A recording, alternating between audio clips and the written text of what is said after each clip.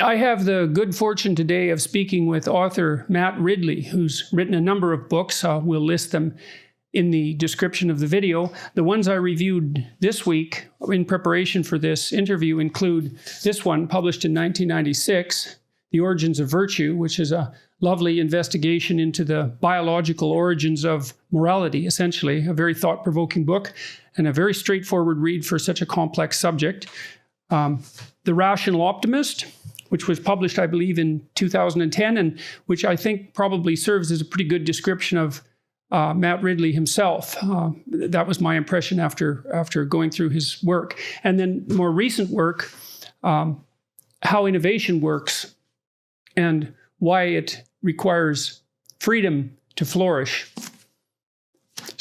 And why it flourishes in freedom.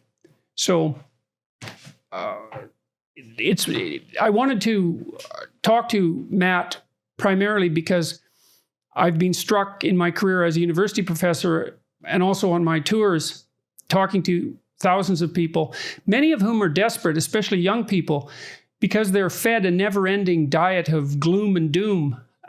It seems to be an Armageddon-like cultural predisposition to assume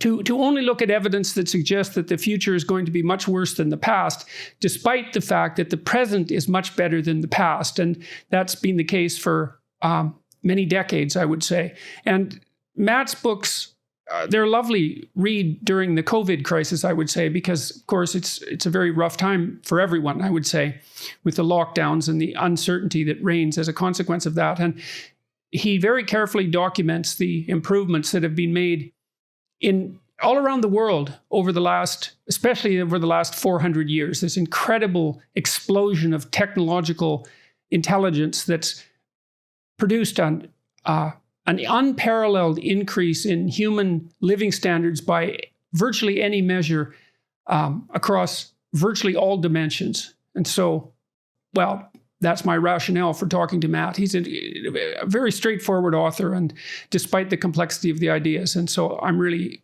happy to be speaking with him today. Well, Jordan, thank you very much. It's a real honor to be speaking with you. And I'm someone who enormously admires your courage and intellectual, gravitas that you bring to discussions. And I think it's just fantastic to be able to meet you, albeit online.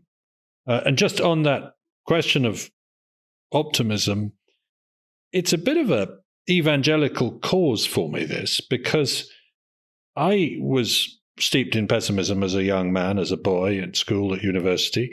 I believed that the population explosion was unstoppable, that famine was inevitable, that the oil was going to run out, that the rainforests were going to disappear, that cancer was going to shorten my lifespan, that pesticides were going to make life unlivable, all that kind of stuff. And it came as quite a shock when I found that the world was getting better, not worse, during my life, dramatically so.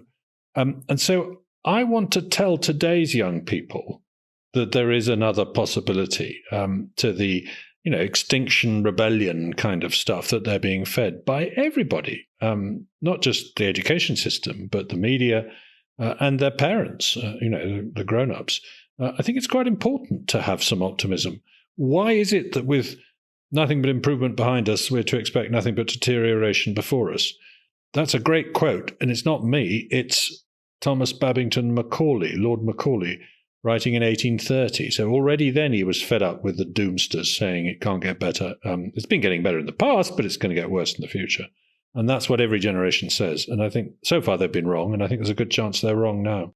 Well, it might be a consequence of the human tendency to overweight negative information, right? We're wired to be more sensitive to threat and to pain than we are to hope and pleasure. And I suppose that's because you can be 100% dead, but you can only be so happy. And so it's better in some sense to err on the side of caution. And maybe when that's played out on the field of future prognostications, everything that indicates decline strikes us harder than everything that indicates that things are going to get better. I mean, it's a real mystery, right? Because the news tilts itself very hard towards the catastrophic. And I can't think of any explanation for that, given that news purveyors seek attention, I can't come up with a more intelligent explanation than our proclivity for negative emotion. But we do have to overcome that to some degree if it's not in accordance with the facts. Yeah, there's an interesting angle there that I think might be a clue to what's going on. Several people have observed that we are less pessimistic about our own lives than we are about larger units. So we're not very pessimistic about our village. We're not very pessimistic about our town, but we're very pessimistic about our country, and we're extremely pessimistic about the planet. The bigger the unit you look at, the more pessimistic people are. And of course, so people on the whole think their own life's going to work out. It's going to be fine. They're going to stay married. They're going to earn a lot of money. They're okay when they talk about themselves. And I think what that's telling you is that your information about your own life comes from your own experience. Your information about the planet comes from the media. And that implies to me that it's not just our inbuilt biases that are doing this, that there is a top-down effect from what the culture chooses to tell us. Do you have any sense of the motivation for that? I mean, I don't think it's unreasonable to assume that much of what drives the production of the news is the search for attention, the search for eyes. And you'd expect the news to evolve towards the maximally attention-grabbing form, right? And so apart from the ability to grab attention, can you think of any reason why pessimism is the sales item of the day from the perspective of the news companies? Exactly. And this is where my argument breaks down a bit, because it becomes circular. Because I say, yeah, you're right. The reason they're telling us bad news is because they know we're interested in bad news. That on the whole, we don't look at good news stories to anything like the same degree. So we're avid consumers of pessimism, and they play to that.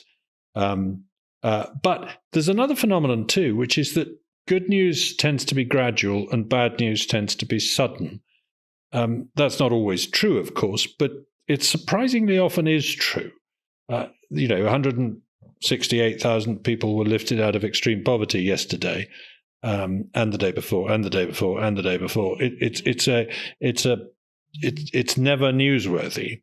Whereas 3,000 people were killed when an airliner flew into a skyscraper. That is newsworthy. Because it's so sudden, so unexpected, so new. Well, it's funny when I ran across statistics like the one that you just quoted, which I think is worth repeating over and over. 170,000 people lifted out of poverty today could be 3-inch headlines every day because it's an unparalleled event in human history, although it's occurring every day right now. But maybe it's also because you have to prepare for the worst, but you don't really have to prepare for the best. If the best is happening, then you can just keep on doing what you're doing. But if there's a flaw somewhere or an error, then maybe you have to make some changes in your behavior, and that might be another reason why we're prone to seek out negative information. And does that explain why we're loss averse to the extent we are? Well, I think I think it's the same phenomenon. So. Anyways, the point is that, or one of the points is that despite the potential adaptive utility of being more sensitive to negative information, it can really get out of hand, right? Because it can precipitate, say, a nihilistic attitude with regards to the future, or depression, or high levels of anxiety, or resentment, or even hatred of humanity, for that matter, if we're the destructive species that we're always made out to be. And so it still seems to me that work that concentrates on demonstrating from a historical perspective how much better things are getting is very much worth putting forward. So, and there's a deeper element of optimism in your work as well, which is, in a sense, a kind of non-naive Rousseauianism. I mean, Rousseau, of course, famously believed that people were good and that human institutions made them as malevolent and evil as they might become. So we're naturally good and corrupted by culture. And I think that's half the story, because we're also naturally bad and ennobled by culture. But despite that, you make a really good case in The Origins of Virtue that virtue itself, that morality itself has a biological basis, and that it's grounded in our evolutionary history. And I'll let you, if you would, I'd ask you to expound on that a little bit. You talk about the discovery of the future and the necessity of reciprocity as driving agents in that evolution, and it's a wonderful idea, and it's a profound idea because it does hint at a non-arbitrary base for moral thinking, and I think that's been something I've been pursuing my entire life, I would say. But well, what I set out to do in that book, and it is admittedly 26 years ago or something that I finished writing it, so I may have changed my mind on one or two things. But what I set out to do was to persuade the reader that our good instincts are as animal as our bad instincts, or our good behavior is as natural, is as instinctive, if you like, as our bad behavior. We tend to get, I think from Christianity mainly, a view that there's a deep sort of animal side of us which is bad, but we can teach each other to be good. And I don't think that's right. I think there's just as much of an animal instinct to be good in us as there is bad. Because if you look at, we are a social species. Lots of species are very social. And what they tend to do is they express various forms of kindness and generosity and self-sacrifice towards other members of their species. The most obvious example is that we're nice to our children, as are most creatures. And the reason we're nice to our children is obviously because we share their genes. People who were nice to their children tended to leave more children behind than people who weren't nice to their children. And so the genes for being nice to children thrived at the expense of genes that did the opposite. But obviously it goes further than that. There are social species that collaborate with other ones, and they do so often with a form of, that collaborate with strangers, as it were. And they do so often with a form of reciprocity. You scratch my back and I'll scratch yours. I'll be nice to you today, you'll be nice to me tomorrow. When a fish visits a cleaner station on the reef and allows small fish to clean the parasites off it, it's resisting the temptation to eat the cleaner fish. And so there's a mutual gain from trade there. Yeah, that's a remarkable example that these cleaning stations are set up on coral reefs where small fish congregate, often brightly colored, and large fish line up like cars at a gas station to have their scales and even their teeth denuded of parasites and dying tissue. And some of those cleaning stations are apparently tens of thousands of years old. So yes, that's what, and of course that's a cross-species collaboration. This is two different species collaborating.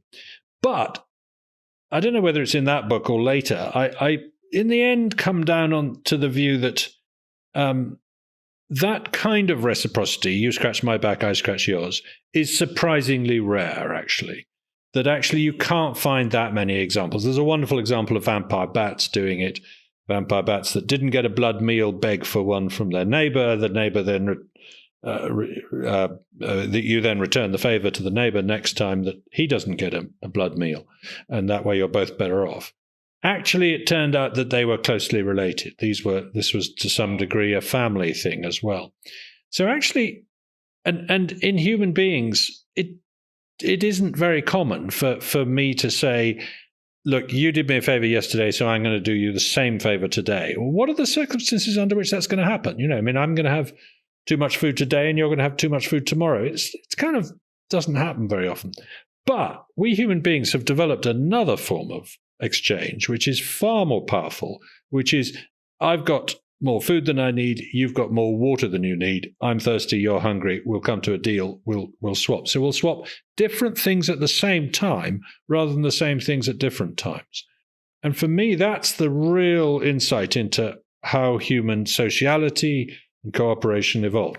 Now, I'm only here repeating what Adam Smith said in The Wealth of Nations about the butcher and the baker are not giving you bread and beer because they want to be kind to you. They're doing it to make a living. But they end up being kind to you, and you end up being kind to them by giving them money, which is what they want. Well, I also thought that in some sense you made a deeper case than that too, talking about the human capacity to understand and envision the future. I mean, reciprocity requires the ability to view transactions across time. And so as soon as a creature becomes aware of the future, like we have, we can even engage in reciprocal behavior with our future selves.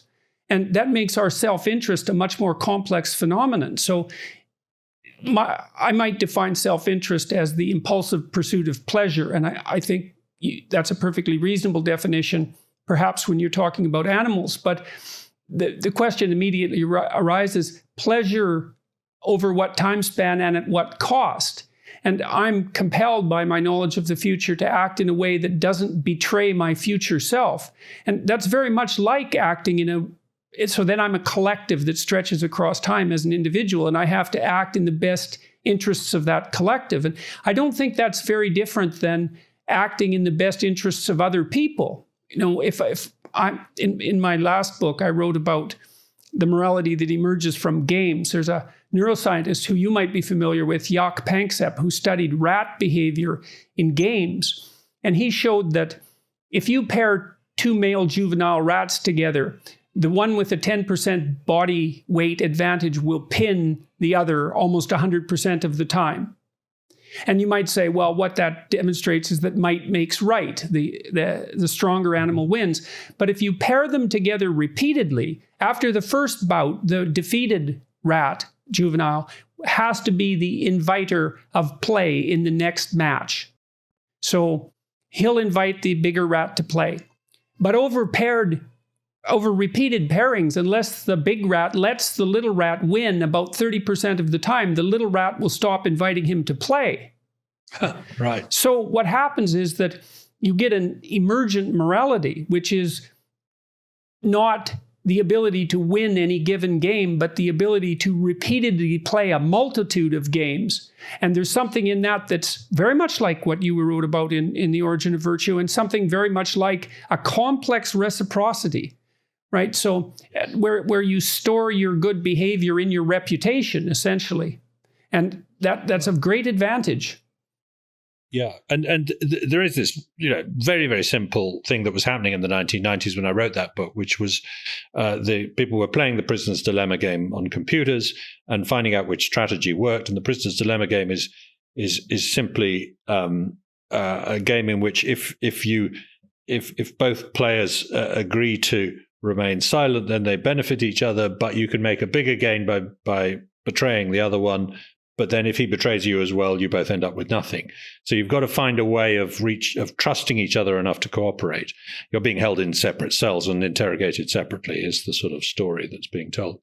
And it turned out that the best strategy in a repeated business dilemma game is tit for tat.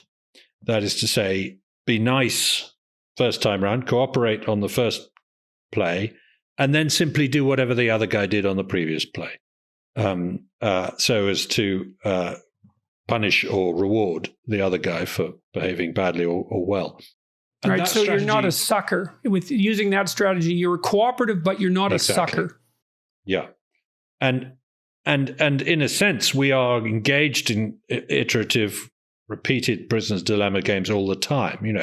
You don't say, well, I'm not going to bother paying for this loaf of bread. I'm just going to grab it and run because then I'm better off, because then you can't go back to the shop the next day. You'll be recognized by the police. If so it's morality as the shadow of the future in some sense. Right. And again, this all comes back to Adam Smith, I think, because his previous book, in 1759, not The Wealth of Nations, but The Theory of Moral Sentiments, seems to me to have a very profound insight in me. And it's taken a long time for me to understand it. And that is that morality isn't, as it were, taught to us by priests and other people. It's essentially a calculation by us as to what works in the society we're in. And you kind of calibrate your behavior to find out what is moral, what is ethical, and so on. And, 500 years ago, the right ethical thing to do when somebody snubbed you was to, challenge them to a duel and run them through with a sword. Well, that doesn't get you very far today. So we've learnt that actually we've evolved a higher form of morality, sort of gradually by standing back and saying, in this society, what's going to get me the best rewards, given how other people are behaving? Because, of course, everything's a moving target. It seems to me, too, that that's deep enough now. So imagine that the landscape that human beings occupy is a social landscape, but it's a social landscape that extends across time. And we've been conscious of that for a long time, at least 150,000 years. So that's about when we changed genetically into the subspecies that we are now. And so you can imagine that given the utility of perceiving the future and the clear benefits of reciprocal action, that's altered us enough neurologically so that even conscience speaks to us internally in terms of reciprocity. So that goes along with the idea that this isn't something taught by priests. It might be something that priests and other ethicists remind us of. Yes. So we can have an inbuilt moral sense that's got a biological basis that still requires cultural activation and modification. And the analog to that would be our instinct for language. You can't teach chimpanzees language because they don't have the biological capacity for it, or not to the degree that we do, although some parrots can perform remarkable stunts in that regard. But we still have to be taught language, or we have to be at least put in an environment where it's happening. So... Exactly. And it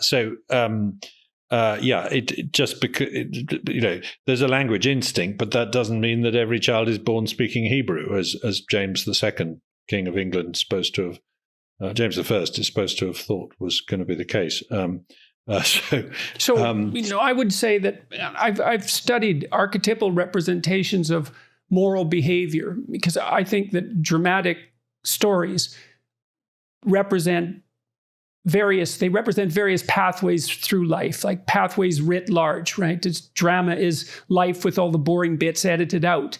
And what drama is trying to present to us are different modes of behavior, some of them unsatisfactory, and those would be the bad guys, and some of them highly satisfactory. And I would say the central hero in dramatic representations is someone who's as fully reciprocal as possible. That's what the drama is aiming at. And I think that's also what you're doing with your children when you teach them to be good sports when they're playing a game. You basically say to them something like, although you don't know this, you say something like, it doesn't matter whether you win or lose. It matters how you play the game. And the reason that matters, and this is the part you don't say because you don't know it, is that life is a never-ending series of diverse games. And your goal, as if you want to be a winner, is to be invited to play as many games as possible.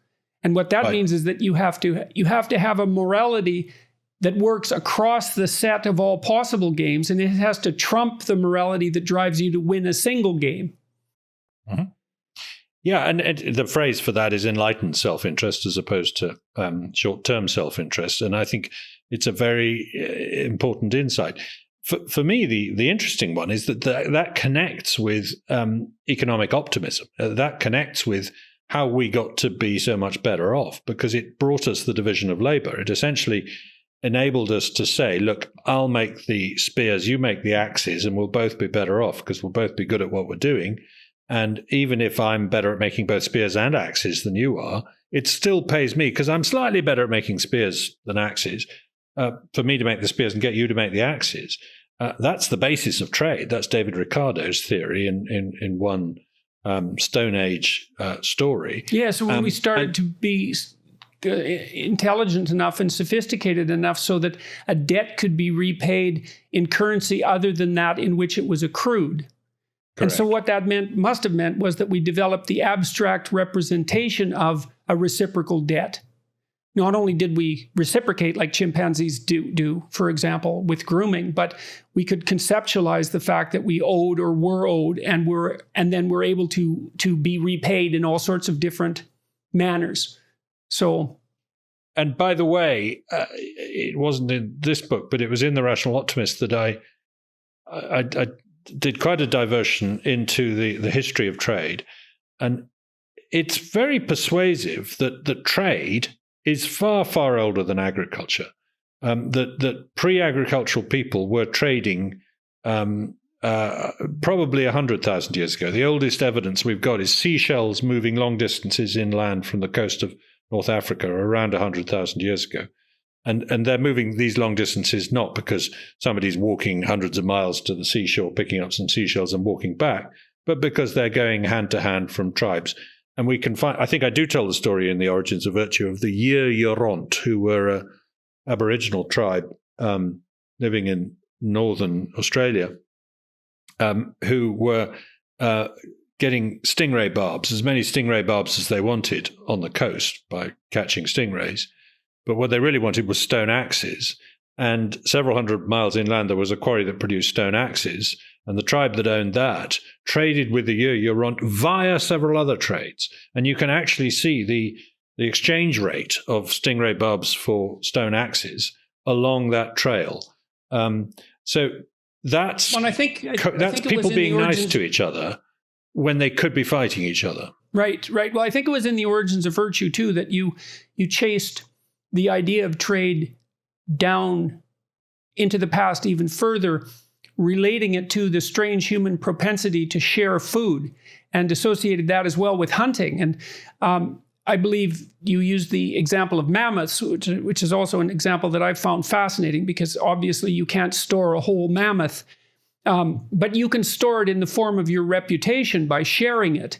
And if you store it in the form of your reputation as a generous hunter, then you can be repaid back indefinitely in a currency that doesn't spoil. So maybe and you do outline it in this manner, human beings share food in a very egalitarian manner within families. So men and women share food, men mostly meat, historically speaking, and women mostly what they gather.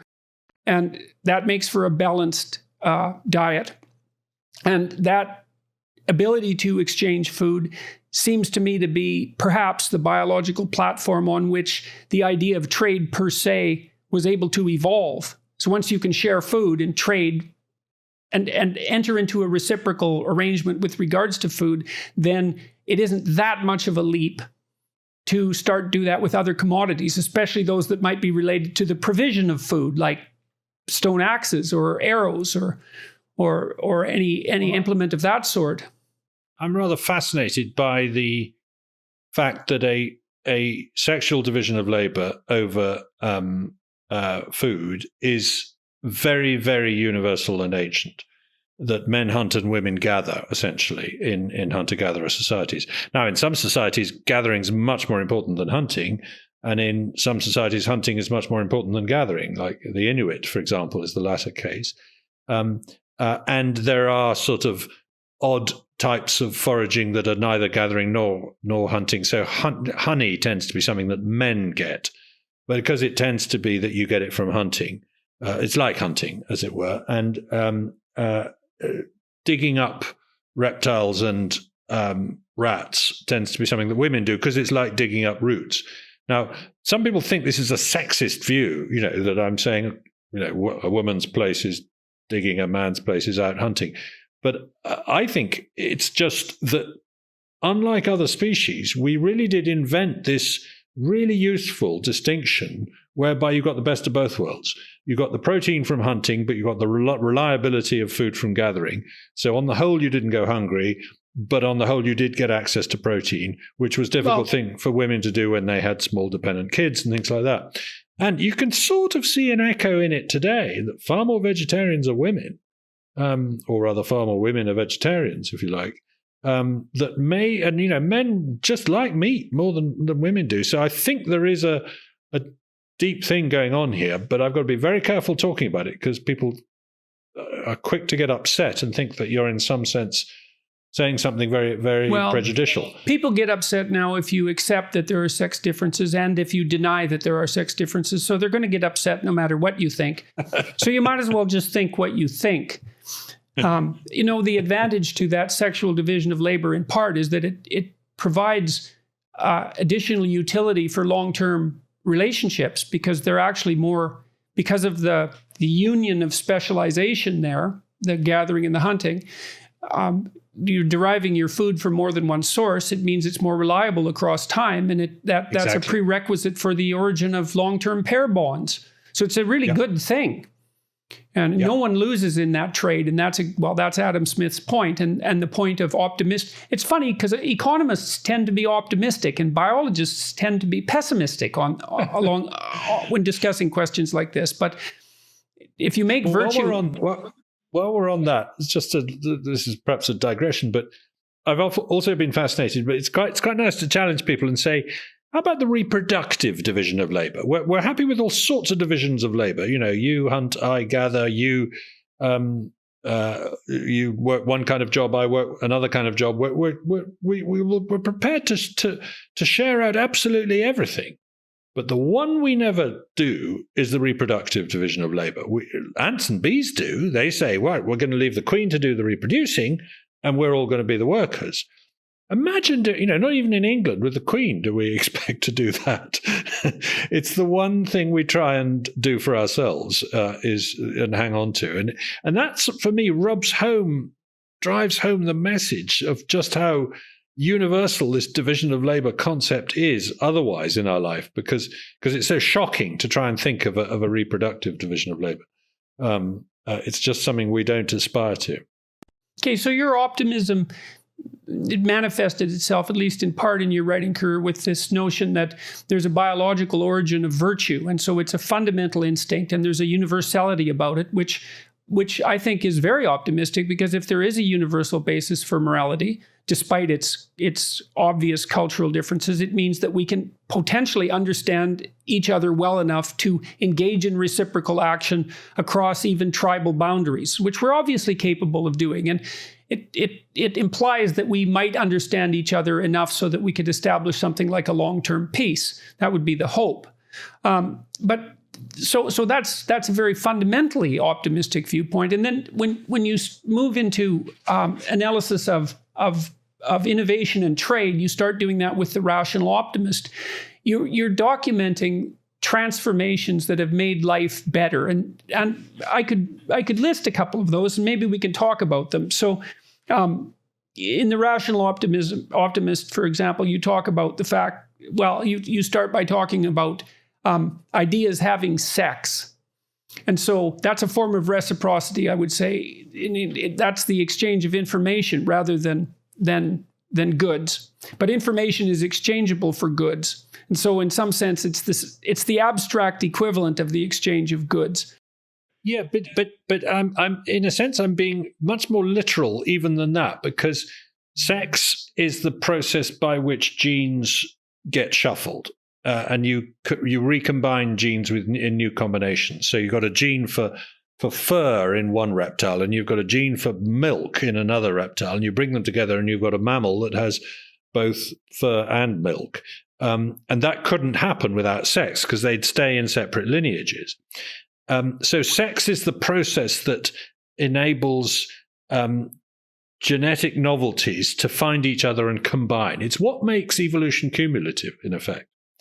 And I'm saying that exchange has exactly the same role in innovation. That one tribe can invent, one gadget, and another tribe can invent another gadget, and you can't bring them together unless they're trading. And the trading is what enables you to make culture cumulative. To start to say, well, hang on, I'll have that. I'll have that. Invention that was made in California, and I'll have that invention that was made in China, and I'll actually be able to benefit from both of them. So it's a very explicit metaphor. I mean, it's a flippant, attention-grabbing phrase, ideas having sex, and I used it for the title of a TED talk, and it rather caught on. And the next TED meeting I went to, they were giving out badges saying whose ideas have you had sex with recently, or something? It's a bit weird. Who have your anyway? Whatever, you get the point. Well, we do talk about a fertile conversation. We do, and we talk about cross-fertilization. Yes. And well, you hope that someone who's specialized in one area can talk to someone who's specialized in another, and that at the border where there aren't specialists, new ideas can be generated. And I mean, I've seen that over and over when talking to, well, when looking for scientific innovation. It's one of the things that's happened in the field of psychology over the last 100 years is that a lot of our radical innovations, especially on the methodological front, have been a consequence of engineers being trained as psychologists and bringing what they knew as engineers into the field. So a lot of fertile intellectual activity happens where two fields rub together, so to speak. That's right. And some of the great breakthroughs in biology came from physicists moving into biology. And you move from when ideas have sex to the idea of a better today. And I was actually going to read something, if you don't mind, from your book, from page 12, which I liked quite a bit. I suppose it's funny in a black-hearted sort of way. So there are people today who think life was better in the past. They argue that there was not only a simplicity, tranquility, sociability, and spirituality about life in the distant past that has been lost, but a virtue too. This rose-tinted nostalgia, please note, is generally confined to the wealthy. It is easier to wax elegiac for the life of a peasant when you do not have to use a long-drop toilet. Imagine that it is 1800, somewhere in Western Europe or Eastern North America. The family is gathering around the hearth in the simple timber-framed house. Father reads aloud from the Bible while mother prepares to dish out a stew of beef and onions. The baby boy is being comforted by one of his sisters, and the eldest lad is pouring water from a pitcher into the earthenware mugs on the table. His elder sister is feeding the horse in the stable. Outside, there is no noise of traffic. There are no drug dealers, and neither dioxins nor radioactive fallout have been found in the cow's milk. All is tranquil. A bird sings outside the window.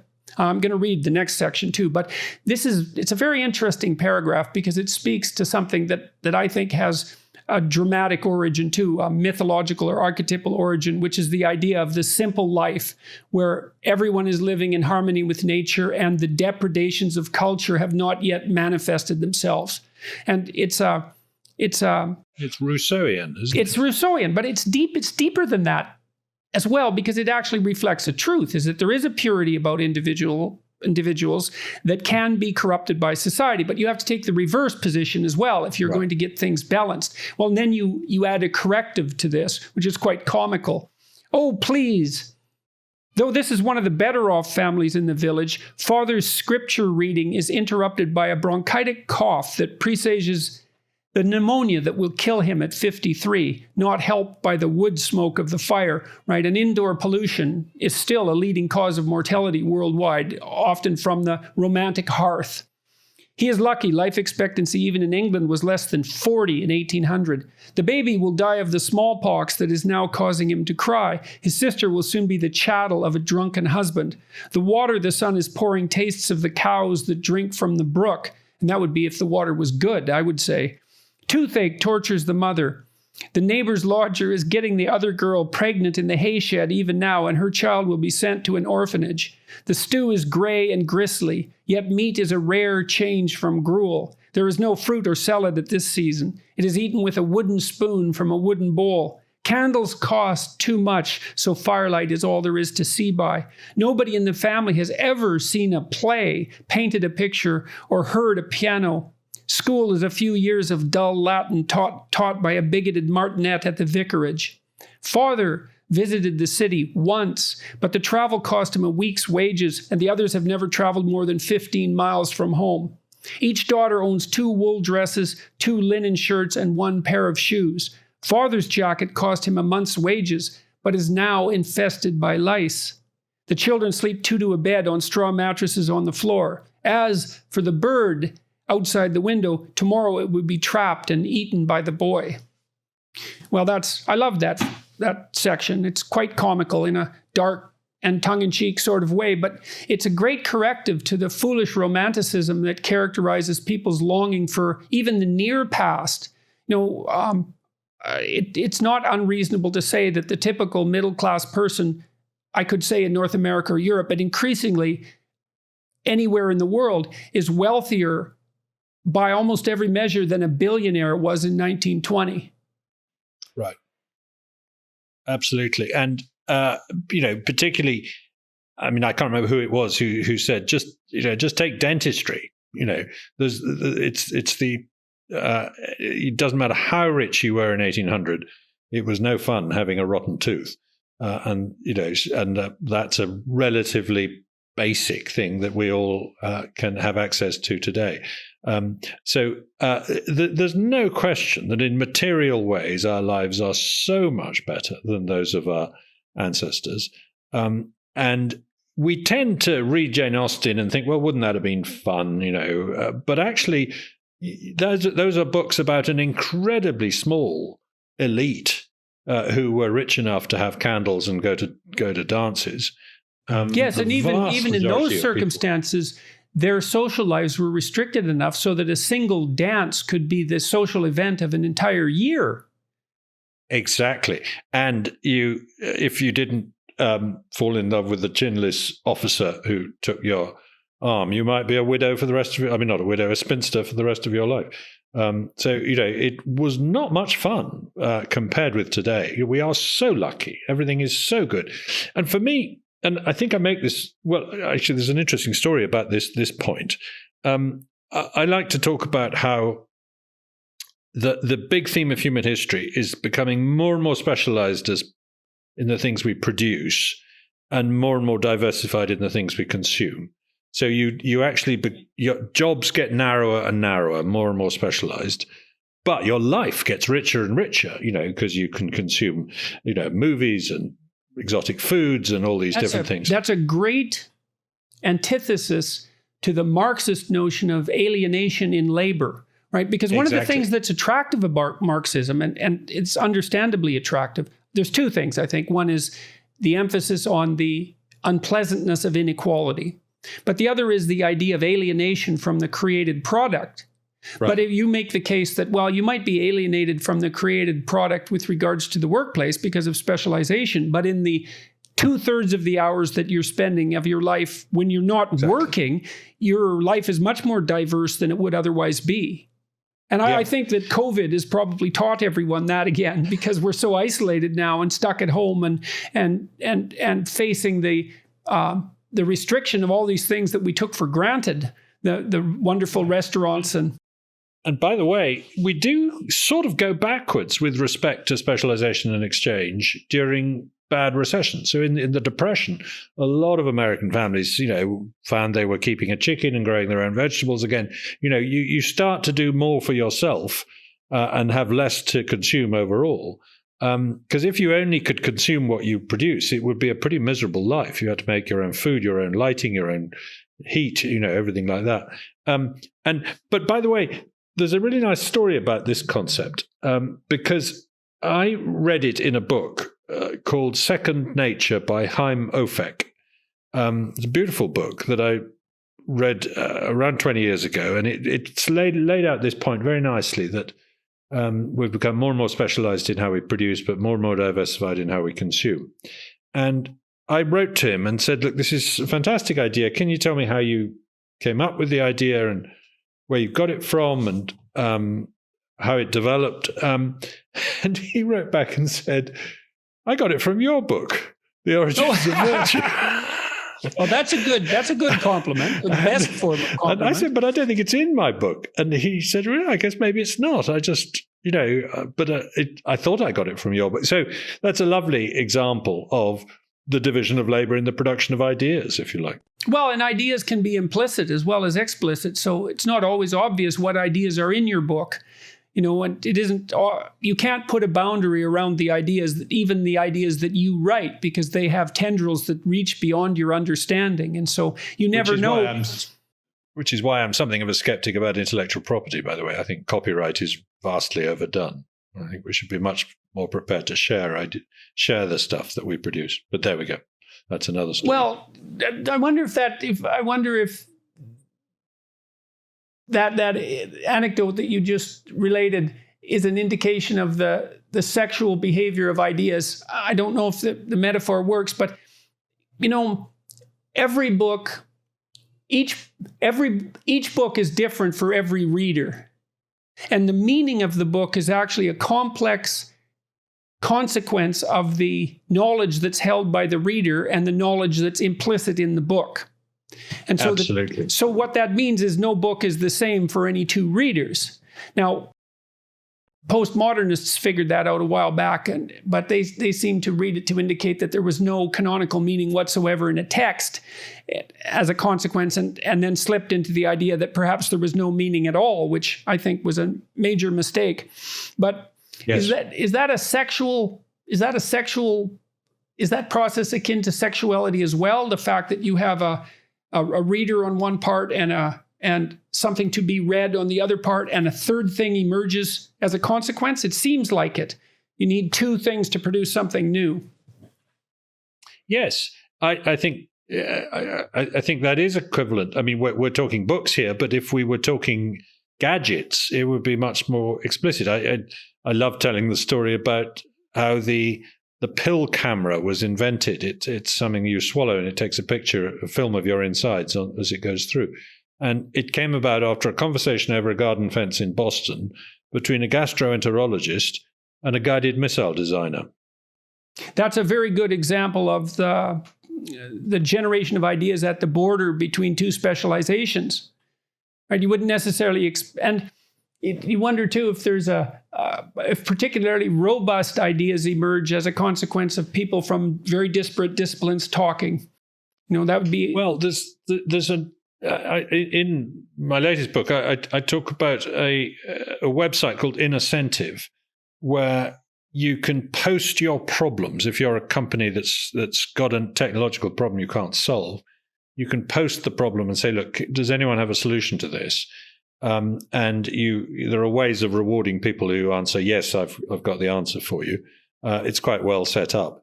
And a study of the successful solutions that have been provided on this website found that most of them had come from people completely outside the field. So it really was a case that you needed a fresh mind with a different training to look at the problem from a different direction. So I think all this goes to show that we are more than the sum of our parts. We operate in the cloud. Our ideas are, again, that lovely thing that Leonard Reed said, that, if you take a pencil, there are millions of people who contributed to making it, because somebody had to cut down a tree and somebody had to grow coffee for the man who was cutting down the tree, and the wood had to go to the factory and so on. There's, incredible number of people involved in making the pencil. Not one of them knows how to make a pencil. There isn't a human being on the planet who knows how to make a pencil, because the person who knows how to work in a factory doesn't know how to cut down a tree, and so on. So the knowledge of how to run the human world sits in a cloud, and has done since long before the internet cloud was invented. It sits between brains, not within brains. Why do you think then? Look, I mean, we've been batting back and forth the idea that virtue itself is tightly associated with trade. In some sense, they may not be distinguishable from one another. Fair trade, in some manner, is virtue, especially fair trade across long spans of time, and maybe fair trade across long spans of times with diverse communities. Right. So why do you think that the idea of trade itself has also become contaminated with this terrible pessimism? I mean, one of the things that characterizes, if it's trade that constitutes virtue, and if it's trade as well that's lifted people out of poverty, then why is it that people who engage in novel trade, entrepreneurs say, or even capitalists for that matter, why is it that form of trade is so easily associated with it's so easily despised and so frequently met with contempt? Yeah. I find it baffling because Voltaire made the point that commerce tends to make people nicer. If two people are trading, then they suddenly stop fighting. Well, they're worth more to each other if they're alive, then. Well, exactly. Then that seems to be a good thing. Like, it's a good thing to have everyone worth more alive than dead. Right, and actually, Steve Pinker talks about this too. But the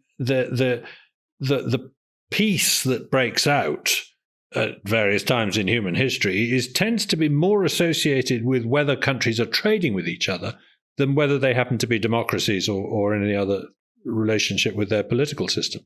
So it's the degree of trade really does make a difference to how peaceful things are. Well, it doesn't stop war breaking out between countries that are trading with each other, but it's no accident in the 20th century you get a period of huge protectionism that precedes the Second World War. I mean, and to some extent sparks it. Japan is saying, well, if you're not going to trade with me, I'm going to bloody well invade Asia and take stuff for myself. I thought it was of dubious. Entering into trade with communist China was a big risk on the part of the West. Yeah. And when that first started to happen, it was something that, I was interested in and also concerned about, but mostly curious about, because on the one hand, you could say, well, why would you trade with a totalitarian state, a cruel totalitarian state, a murderous totalitarian state for that matter? But on the other hand, you could say, well, maybe it would be better off for everyone if the Chinese weren't dirt poor and starving, and if they depended on us in a mutually beneficial manner. And I would have to say that despite the fact that the Chinese Communist Party still rules with an iron fist, that it's probably been better for everyone, all concerned, that extensive trade with China has taken place. I know the North American and European working class has taken a major hit because of that, although they benefited from cheap manufactured items for sure. But you got to think a Chinese population where no one is starving and that's completely engaged in trade with the West is a more reliable long-term partner than one that's isolated and pursuing its own destiny. Yeah, I certainly thought that until recently. I thought that our best chance of turning them into a liberal democracy was to trade with them. And after all, it was a great deal for us. We gave them, as Don Boudreau once put it, we gave them pictures of presidents, and they gave us goods and services. In other words, money. Yes, absolutely. But I have to say, in the last couple of years, under Xi Jinping, China has become something very different from what it was 5 or 10 years ago, I think. And I think we are reaching the point where it is a problem that we are buying goods off a regime that is doing terrible things to Hong Kong, to the Uyghurs and others. There's a moral quandary there, but it still seems to me even that a China that holds a substantial amount of Western debt is much less likely to upset the apple cart than a China that doesn't. It's not such a bad thing to have your destinies they have an tangled interest together. in the dollar not collapsing, for example. Mm-hmm. But go back to your original question, though. Why are people so cynical and unhappy about trade and think it's such an evil thing? And I think in the end, it's that we are zero-sum thinkers. Yeah, we find it hard to believe that somebody isn't winning in a relationship. And I suppose that's because crooked, foolish people do try to win. Yeah, and for 99% of our 4 billion years of history, it was true that if someone won, it was at the expense of someone losing. But you can see very clearly in the rhetoric of Donald Trump the view that trade is a zero-sum game, is a win-lose equation, and it's quite hard even for you and me to get our head around the idea that actually, yes, I've driven a good bargain in buying a car or a house, but maybe I've been ripped off. Who knows? Well, I guess, okay, so part of the problem is that fair trade can revert to a crooked zero-sum game quite rapidly. And so we're on edge because of that. But I mean, people still pursue long-term relationships and they still pursue friendships. They still make the assumption that reciprocal interactions are not only possible, but also part of what makes life worth living, a really important part. And it doesn't seem that complicated to I guess it's the difficulty of extending that outward towards non-kin or even strangers. But it's a remarkable thing that that's possible. And it'd be nice if we were more grateful for it than we are. Right. The remarkable thing about human beings is that we do treat complete strangers as honorary brothers and sisters.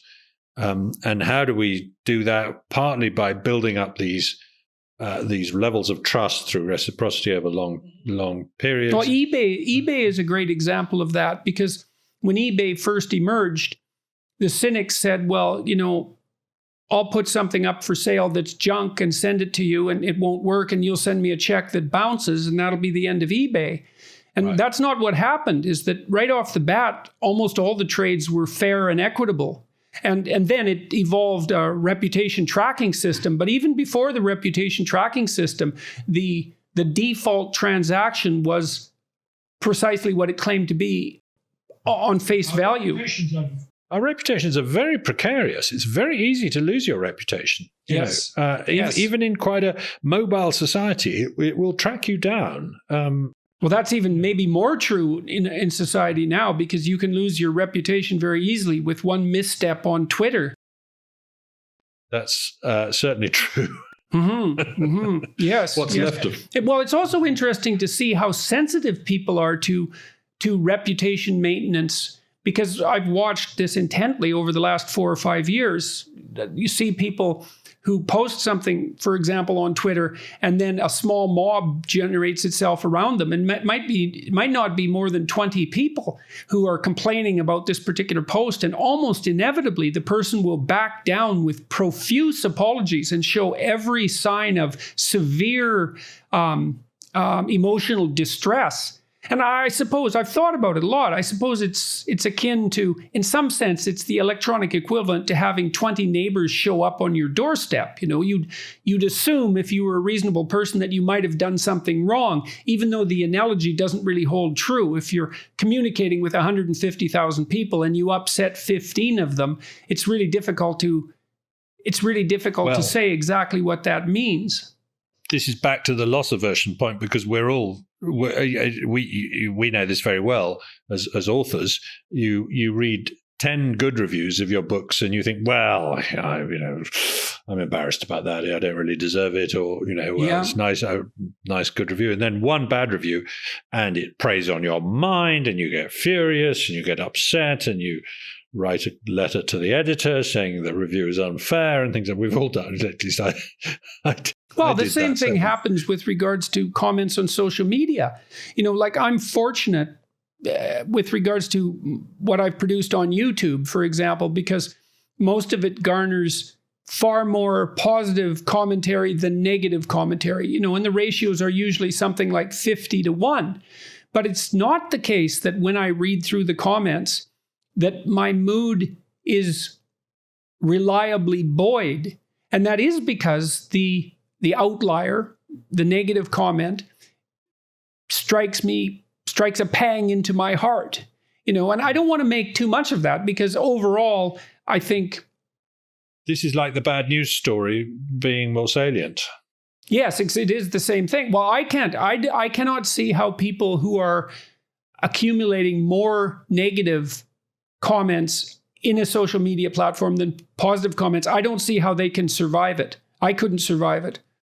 So, and then that sensitivity to reputation. I took a decision some years ago to stop looking at the replies to my tweets altogether, and I've never done it since. And it's been very good for my I'm sure my that's sleeping true. And other things.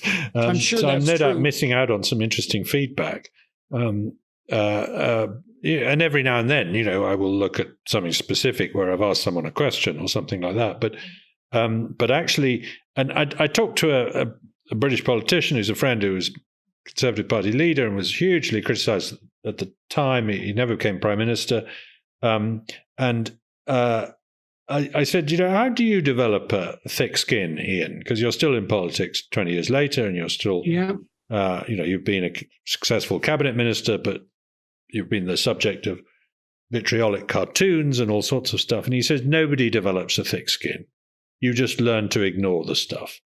And the politicians who decide not to ignore it but to answer back, just drive themselves Probably mad. helps to be blessed with a favorable nervous system too, and to be low in trait neuroticism, so you're not as sensitive to negative information as you might be. So I think so. The thick skin might be partly a biological phenomena where people differ in their degree of loss aversion, and I suspect that public figures who manage to maintain themselves over long periods of time in the face of criticism are relatively robust when it comes to their physiological response to threat. Well, something I greatly admire about you is your ability to remain cool under pressure. When Kathy Newman is trying to rile you on Channel 4 News or something, you remain logical. My heart rate would go up. I would start to bluster. I would stop thinking, and I would say sort of stupid things that I would regret. Is that something you learned, or? Well, it's very funny you have it in you? Because I just hate it. It's so stressful. I find that so unbelievably stressful. But fortunately, I think it's probably a consequence of being trained as a clinical psychologist. Right. Is that I can detach myself and watch. But that doesn't mean the physiology isn't racing. It's racing. And it's definitely the case that it's a very strange thing, because the negative interviews that I've conducted, the interviews where people were attacking me, let's say, have garnered far more views than the positive interviews. So in terms of impact on my reputation, the negative interviews have been more beneficial than the positive ones. Yeah, but that's partly because you've performed well in them. Anyone can perform well when they're being interviewed nicely, as you are interviewing me nicely now.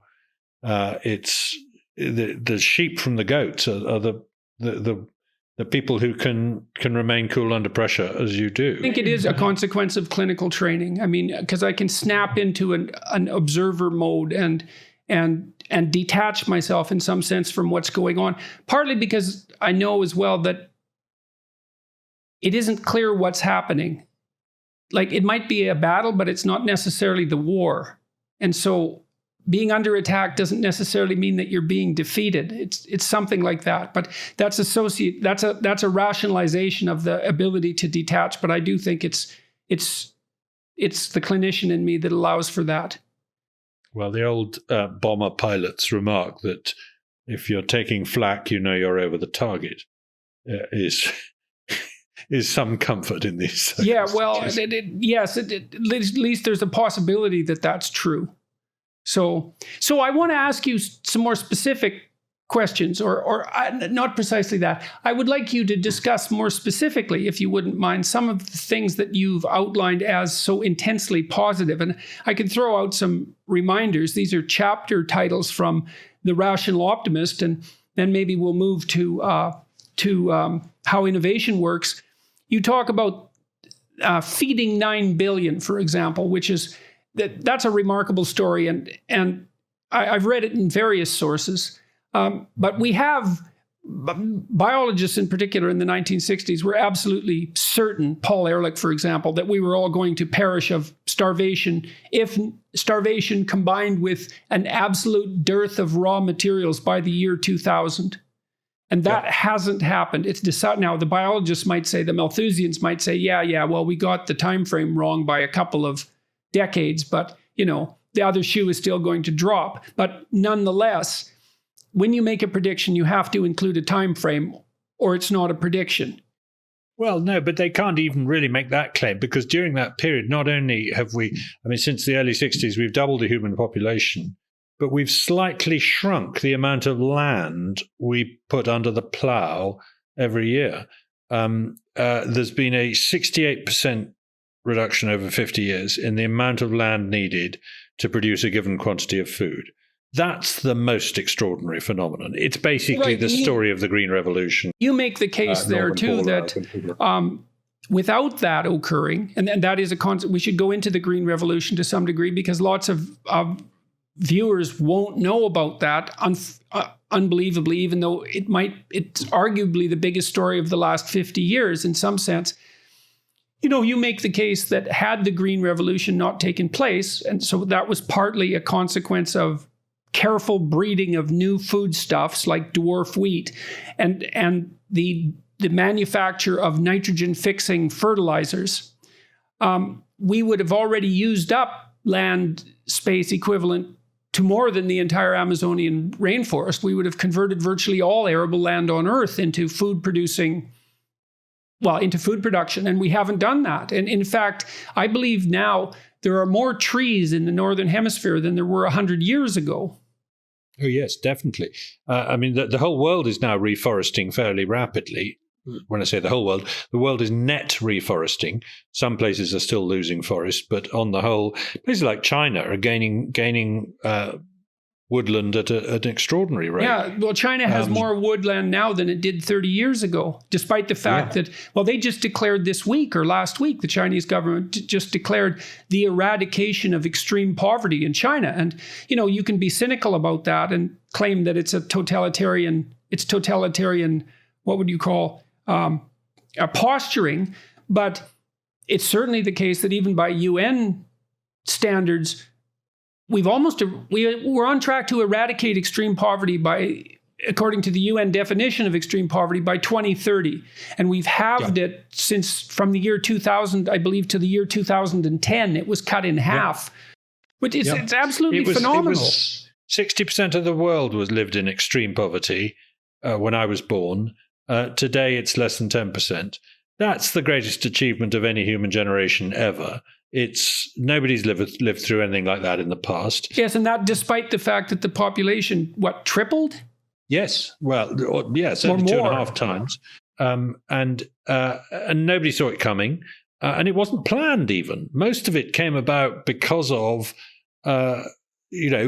relatively local innovation. To make farming more efficient and things like that. And the amount of calories available per head have gone up on every continent, including Africa.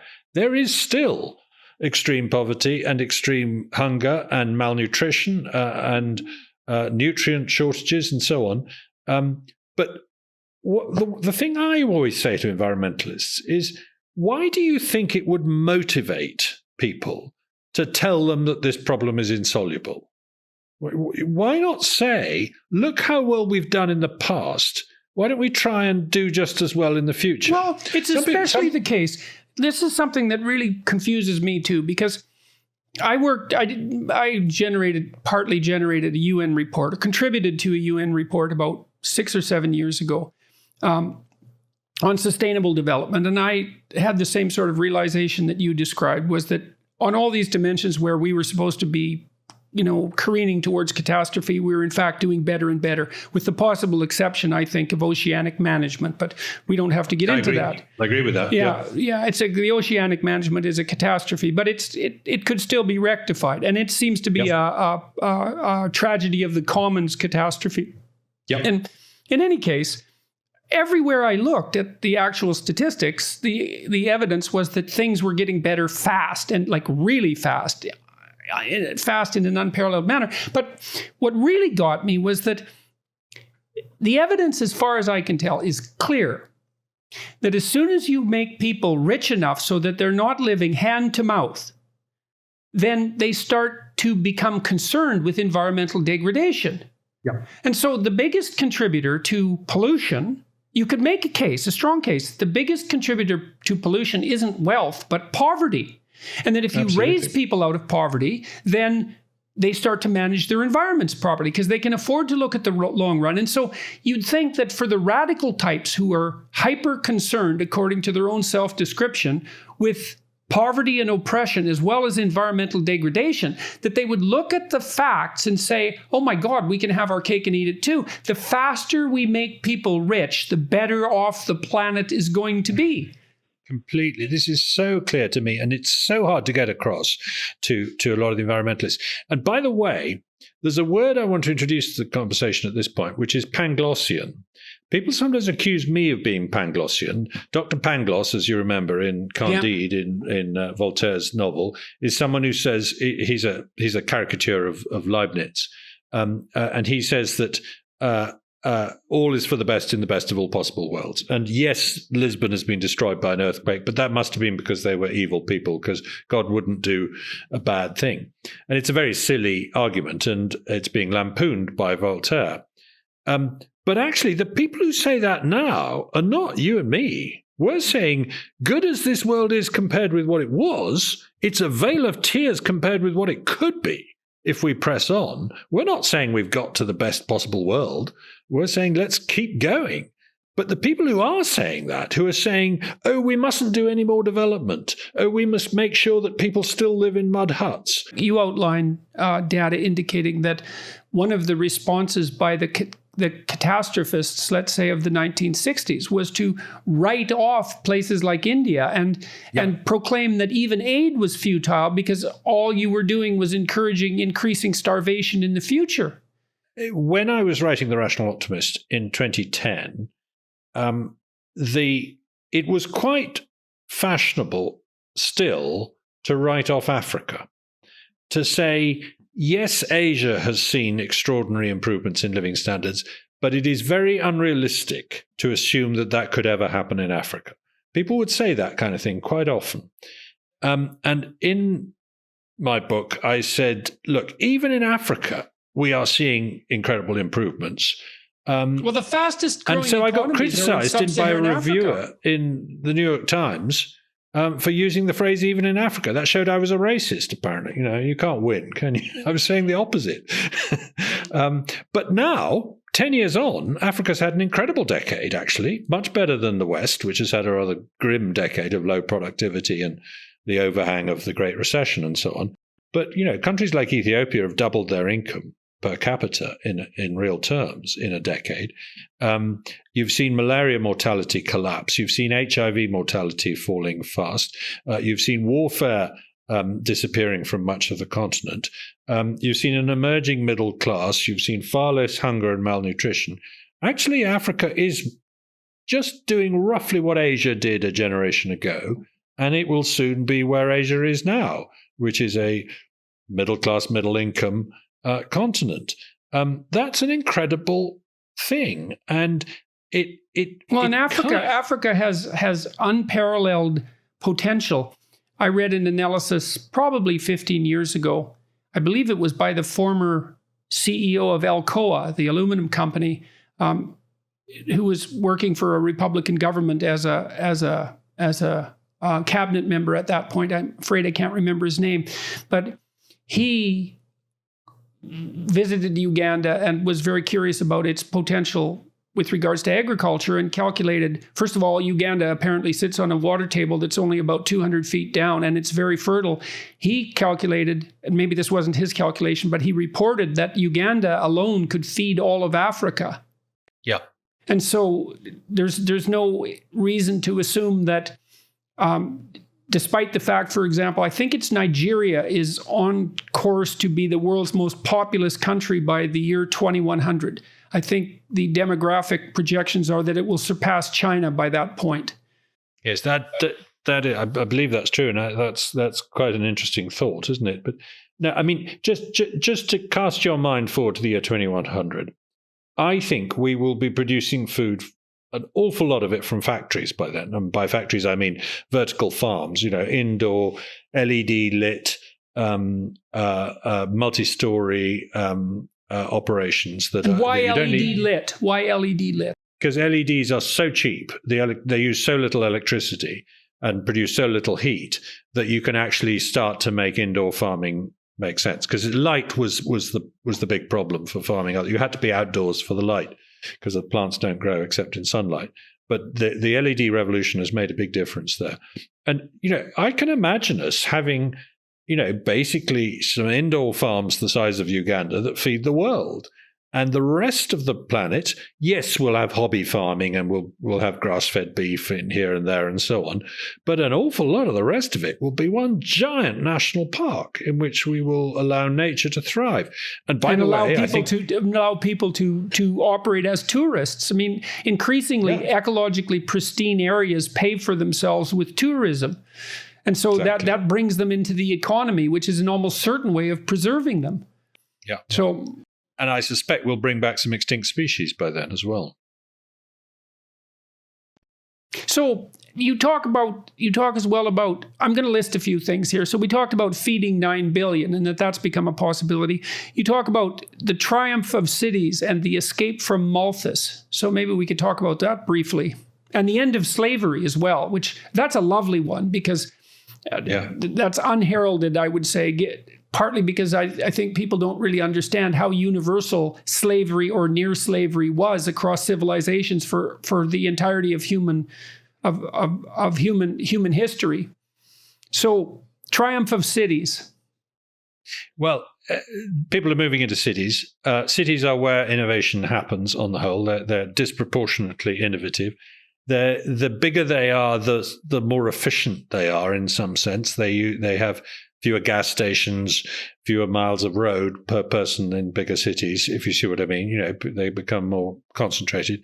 More than half the world now lives in cities. That leaves the rest of the landscape untrampled. Cities only occupy about 3% of the world's land surface, I believe. So actually, it's a good thing because, yes, some of us like to live in rural areas rather than in cities, but those of us who want to can do that. Cities are where people come together and they mix and they have ideas and they produce baby ideas. So it was the city-states of ancient Greece or the city-states of Renaissance Italy that really drove the world economy in their day. Likewise in Britain in Victorian times or California today. California is two great big city-states, Los Angeles and San Francisco, effectively. So I think the fact that the world is becoming more urbanized, or was until the last year, it'll be interesting to see whether city centers really do lose their allure after the pandemic, because a lot of businesses have discovered that they don't need to pay for expensive real estate. They can let people work from home. I suspect it'll lead to a lot more hot desking, people coming into the office 2 or 3 days a week, working from home 2 or 3 days a week, which will cut down on commuting, make some of the city's problems less bad, and cut the cost of real estate in the middle of cities. So I suspect that we could have quite a soft landing for some of the problems that cities have these days.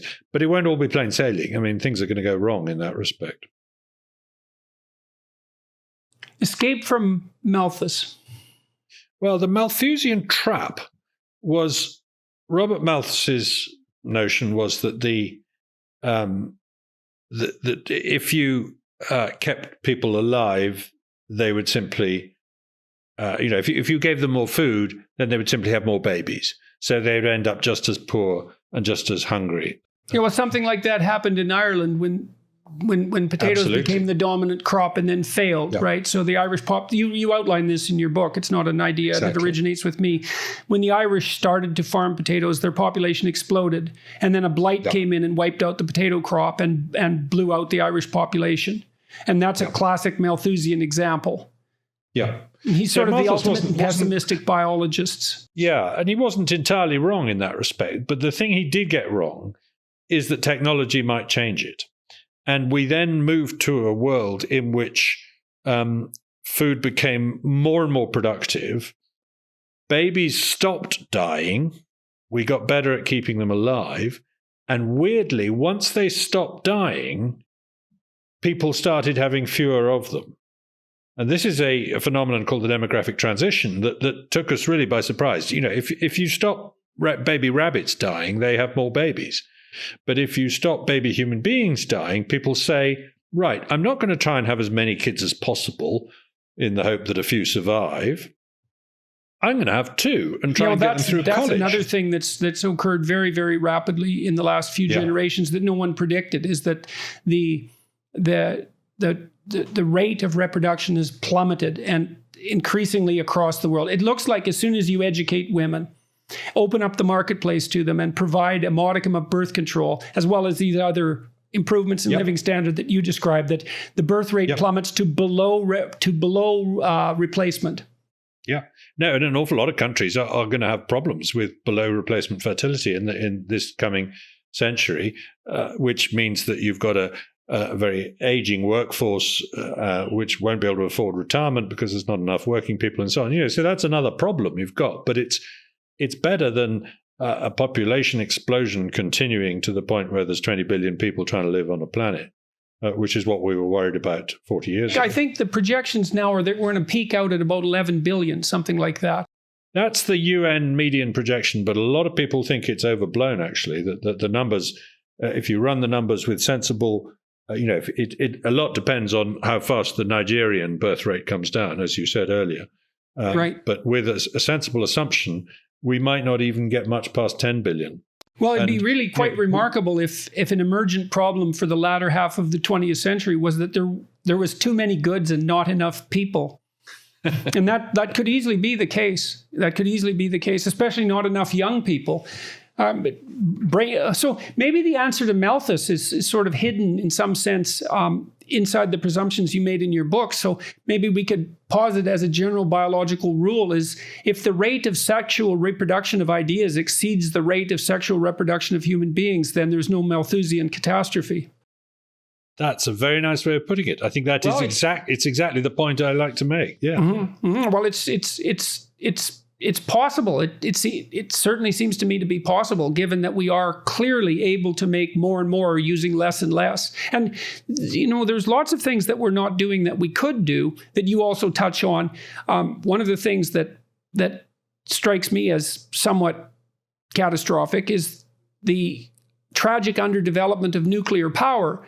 I've spoken with a number of people about the possibilities of nuclear power, and you point out I think it's in How Innovation Works, actually, that there are no shortage of plans for much smaller nuclear reactors that don't use water as the primary coolant, that use salt or some other substance like that, certain salts, and that if they fail, they actually shut down rather than melting down. And so... Yep. That's another example, I think, of where the environmentalists, it's a broad brush, but the environmentalists got things seriously wrong and are still doing so because, as far as I can tell, the question is, what do you want? Like, if you want cheap power of the sort that would make people rich enough to start caring about the environment, it seems to me that you would be a nuclear power supporter rather than a supporter of solar or wind power, which I think only still accounts for about 3% of total energy needs. That's true. People say, oh, no, that's wrong. It's more than 10%. And you find they're referring to electricity, but electricity is only about 25% of energy at the moment. So it's around 3% comes from solar and wind. But the real problem with solar and wind versus nuclear is still horribly expensive because of the way we've regulated it and driven up its price. So our problem is how to get the price down. But the real problem is the amount of land that solar and wind use, because they're very low density sources of energy. So you have to have a lot of land, and you need more land than there is. Even Canada has hardly got enough land to produce renewable energy for its population. Frankly, that's going back to a medieval economy where you had to use the landscape to produce energy. You had to dam the rivers and grow the crops that you then and cut down the forests, to burn for wood. Well, it's not obvious either that wind farms aren't a blight on the landscape. I'm afraid they are. They're terrible for birds. I'm a keen bird watcher. I don't like the idea of these birds being devastated by onshore and offshore wind. A wind farm spends the first 7-8 years of its life earning back the energy that went into building the wind turbine. And only after that is it net positive. Even then, it's a huge investment of capital that could be doing something else. The point about energy is that it's the master resource. It's the thing that everybody else needs to use. So you want to make it as cheap and as reliable as possible. Yes, exactly. And that should be said over and over, that if you were, it seems to me that if you were truly concerned about the planetary fate, let's say, or even more precisely, the fate of the people on the planet, that you would do everything you could to drive the cost of energy, including the externalized costs, to something as low as possible. because it's the prerequisite for everything else. And starving people aren't, we already talked about this, but starving people aren't good planetary stewards. So even if you'll notice, Jordan, you and I have now slipped into a slightly pessimistic mood, in that we're finding the energy policies of our countries rather stupid. Yeah, it's probably because we're old enough so that a 90-minute discussion starts to become tiring. Well, there's that, but also, the identity politics stuff, the anti-enlightenment mood of our times. I can make a case that we might just be about to kill the goose that has been laying these golden eggs. Well, I truly think we should avoid going there. And I've thought about this a lot, watching people respond, for example, to some of the things that I've been talking about over the last few years. There's a huge population of young and not so young people out there who are literally starving. No, they're metaphorically starving. They're psychologically starving for a positive but believable story. And I think that, like, as you pointed out, we could decry the state of modern politics and concern ourselves with the fact that counterproductive economic and social policies might be put in place for all sorts of ideological reasons. But I actually think a much better use of our time is in the kind of enterprise that you've already pursued, which is to produce a robust counter-narrative that's thoroughly grounded in, to the degree that that's possible, grounded in the facts. We can say, look, forget about that. Forget about the pessimism. Forget about the policies that pessimism would drive. We could make the assumption that we can have our cake and eat it too. We can eradicate poverty. We can constrain relative inequality to the point where societies are stable. And we can produce a massive increment in environmental quality. And all that's within our grasp if that's what we want within the next 100 years. And absolutely. And I mean, you've devoted the last 30 years of your life at least to exactly that message. And I think that's a much more powerful solution than being pessimistic about the counter positions. People need a better story. Right. You're dead right. Thank you for reminding me that that's what I think. Yeah, exactly. Well, it's easy to get tangled up, because and politics, especially moment-to-moment politics, can tangle you up badly and knock you off your central axis.